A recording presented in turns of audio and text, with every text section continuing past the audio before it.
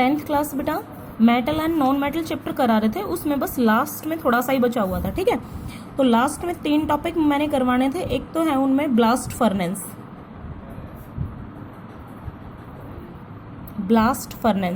Blast furnace को हिंदी में कभी क्या पता मौका पड़ भी जाए पढ़ने का कहीं, तो वात्या भट्टी बोलते हैं इसको, ठीक है। इसमें एक भट्टी इस शेप की होती है, यहाँ पे कप सा लगा होता है, इसमें रखा होता है क्या क्या वो बताते हैं अभी, और इसमें ऐसे कर करके आगे फिर पाइप बना देंगे। यहाँ से हॉट एयर पास होगी, यहाँ पे स्लैग के लिए टैप लगी होगी, इसके नीचे मेटल के लिए टैप लगी होगी, और लास्ट में क्लोज, या थोड़ा इधर से क्लोज कर लो, ठीक है। ऐसे ये होती है ब्लास्ट फर्नेस की शेप। यहाँ पे क्या होता है, क्योंकि भट्टी है तो चलाने के लिए आपको कोयला चाहिए। अच्छा, उसके अलावा आयरन प्योरीफाई कर रहे हो तो आयरन के, और ये हेमेटाइट और ये मैग्नेटाइट, ये भी चाहिए। और एक एक्स्ट्रा चीज चाहिए आपको, वो है संगमरमर का पत्थर, मार्बल, लाइमस्टोन, ये कैल्शियम कार्बोनेट, क्योंकि इसमें सैंड वगैरह जो इम्प्योरिटीज है उनको रिमूव करवाने के लिए हमें इसकी हेल्प चाहिए। अब शुरू करते हैं प्रोसेस। तो देखिए बहुत ही स्टेप वाइज चलना, तब जाके बात बनेगी। सबसे पहले जो हॉट एयर पास कराई है उसकी वजह से कार्बन डाइऑक्साइड कार्बन डाइऑक्साइड बन जाएगा, भट्टी शुरू हो जाएगी, टेम्परेचर बढ़ जाएगा, हीट लिबरेट होगी। दूसरे नंबर पे इस हीट की वजह से संगमरमर का पत्थर टूट जाएगा, कैल्शियम कार्बोनेट ब्रेक डाउन हो जाएगा इस हीट की वजह से, कैल्शियम ऑक्साइड और कार्बन डाइऑक्साइड। अब इस भट्टी में कार्बन डाइऑक्साइड ज्यादा बन गई, ऑक्सीजन की सप्लाई कम है, तो यहाँ पे 2 काम होंगे। एक तो ये CO2 जो है वो कार्बन से मिलकर कार्बन मोनोऑक्साइड बना लेगा, ठीक है। और दूसरा ये कि ये जो कैल्शियम ऑक्साइड है ये उस मिट्टी के साथ मिलके जो हेमेटाइट मैग्नेटाइट के साथ थी, CaSiO3 स्लैग,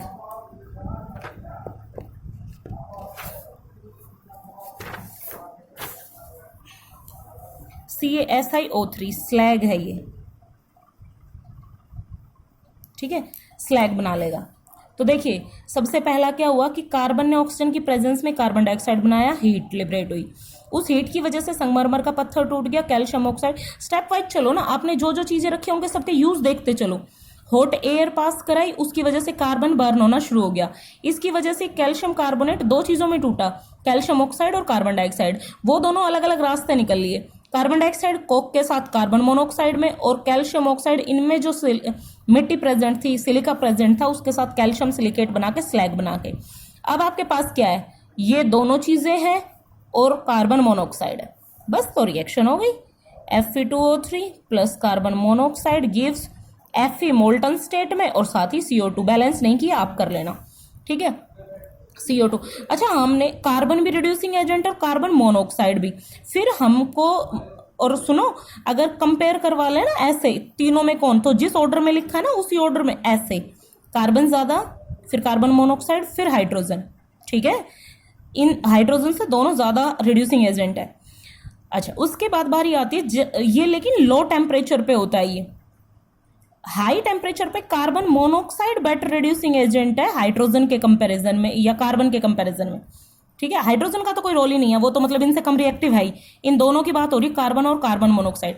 टेम्परेचर ज्यादा क्यों चाहिए, क्योंकि हेमेटाइट मैग्नेटाइट इनका मेल्टिंग पॉइंट, कैल्शियम कार्बोनेट का मेल्टिंग पॉइंट इनका हाई है, तो आपको टेम्परेचर तो हाई करना पड़ेगा, और अगर टेम्परेचर हाई किया तो कार्बन की जो रिड्यूसिंग स्ट्रेंथ है वो कम हो जाएगी, इसीलिए हम कार्बन मोनोऑक्साइड को एज ए रिड्यूसिंग एजेंट लेंगे, जो आयरन ऑक्साइड को रिड्यूस करवा देगा, पिघला हुआ आयरन निकल जाएगा ये। अच्छा अब इधर देखिए, जो नीचे वाली टैप है ना उसमें से मेटल बाहर आएगी, यानी कि पिघला हुआ आयरन बाहर आएगा, और ऊपर वाली जो टैप है ना उसमें से स्लैग बाहर आएगा, ठीक है। स्लैग की डेंसिटी कम होती है इसलिए ऊपर वाली इसमें से बाहर आएगा। ये था पहला टॉपिक जो ब्लास्ट फर्नेस आयरन के लिए था। दूसरा टॉपिक है बेसेमर कन्वर्टर, ये कॉपर के लिए है, कॉपर के लिए। इसमें क्या होता है,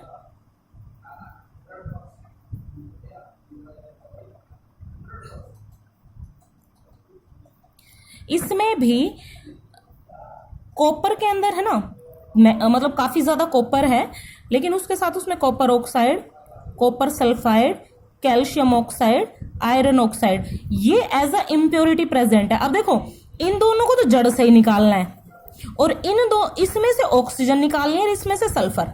ये सब चीजें हमें बाहर करनी है। तो देखिए कैसे बाहर करेंगे, इन दोनों को तो स्लैग बना के बाहर करेंगे, और यहाँ का सल्फर और यहाँ का ऑक्सीजन सल्फर डाइऑक्साइड बना के बाहर करेंगे, तब जाके इसमें कॉपर कॉपर बचेगा। तो देखिए सबसे पहले इसमें हॉट एयर विद सैंड पास कराते हैं, हॉट एयर विद सैंड। अब देखिए यहाँ पे तो सैंड को निकालने के लिए कैल्शियम ऑक्साइड दिया था, तो यहाँ पे इम्प्योरिटीज ये था और फ्लक्स ये था, तभी तो स्लैग बना था। यहाँ पे उल्टा है, यहाँ पे मिट्टी से निकाल रहे हैं कैल्शियम ऑक्साइड को, ठीक है। तो ये दोनों इम्प्योरिटीज हैं, गैंग है, और जब हम SiO2 देते हैं वो यहाँ पे फ्लक्स है, और वो कैसा फ्लक्स है, एसिडिक फ्लक्स है। यहाँ पे कैल्शियम ऑक्साइड कैसा फ्लक्स था, बेसिक फ्लक्स था। क्यों? क्योंकि मेटल ऑक्साइड बेसिक होते हैं, सिलिका ऑक्साइड जो है वो एसिडिक होगा नेचर में, ठीक है। चलिए देखिए अब यहाँ पे दो रिएक्शन हो, पहला तो ये कॉपर तो अलग करो, चलो कॉपर ऑक्साइड कॉपर सल्फाइड, थोड़ा बहुत बाहर से ऑक्सीजन मिल जाता है, ऑक्सीजन की प्रेजेंस में कॉपर अलग हो जाता है, सल्फर डाइऑक्साइड अलग हो जाता है, ठीक है। SO2 अलग हो जाता है, कॉपर पिघला हुआ अलग हो जाता है। इस रिएक्शन को बोलते हैं ऑटो रिडक्शन। ऑटो मतलब खुद ही अपना रिडक्शन करवा लिया इन दोनों ने आपस में मिलकर, ऑटो रिडक्शन, ये वर्ड याद रखना, ठीक है। अच्छा अब यहाँ जो पिघला हुआ कॉपर होगा उसमें से बबल्स बन बन के SO2 बाहर निकलेगी, जैसे इनो में पानी डालते हैं तब बबल्स बनते हैं ना, ऐसे। अब जब आपको लगेगा कि मैक्सिमम बबल्स बाहर आ चुके हैं, यानी कि मैक्सिमम SO2 बाहर निकल चुकी है, तो उसके बाद हम टेम्परेचर देना बंद कर देंगे। अब ये कॉपर क्या होगा, वापस सॉलिड स्टेट में आएगा, और जब ये वापस सॉलिड स्टेट में आएगा और एक आध कोई SO2 पार्टिकल निकल रहा होगा, तो उसकी स्किन पे, उसकी सरफेस पे फफोले टाइप में, बबल्स टाइप में ब्लिस्टर बन जाएंगे, उसको बोलते हैं ब्लिस्टर कॉपर। और ब्लिस्टर कॉपर काफी अच्छी क्वालिटी का कॉपर होता है, ठीक है। अब बचा कैल्शियम ऑक्साइड और आयरन ऑक्साइड।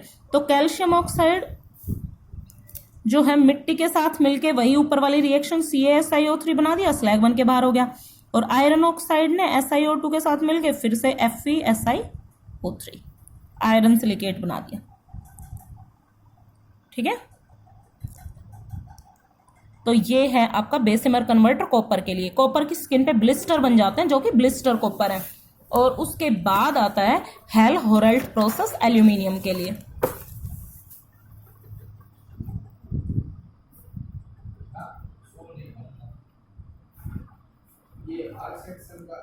ये एल्यूमिनियम के लिए क्या होता है, इसमें एक इलेक्ट्रोलाइटिक टैंक लेते हैं एल्यूमिनियम निकालने के लिए, तो रास्ता छोड़ देते हैं इसमें, ठीक है। इसमें पूरे में ग्रेफाइट बिछाते हैं,